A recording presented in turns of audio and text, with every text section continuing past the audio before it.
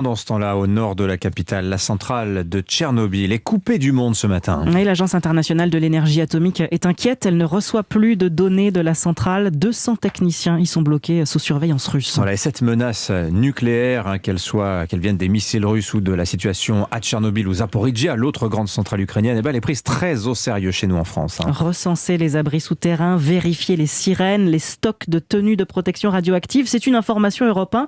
Les préfets de zones de défense, dont la mission est d'anticiper et de gérer les crises, passent en revue en ce moment tous les dispositifs de sécurité, y compris en Île-de-France, William Molinier. Oui, la zone de défense de Paris a étudié ce week-end ce qu'on appelle le plan Orsec-Iode. Autrement dit, comment en cas de risque radioactif, les capsules d'iode pourraient être acheminées et distribuées jusque dans les foyers des franciliens.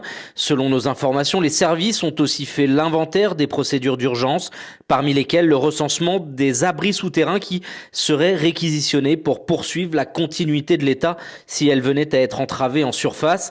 Mercredi dernier, comme chaque premier mercredi du mois, les sirènes ont retenti et toutes celles qui sont endommagées doivent être signalées et réparées. Enfin, les policiers et les pompiers vérifient depuis hier dans leur stock que les tenues de protection aux risques chimiques NRBC sont opérationnelles.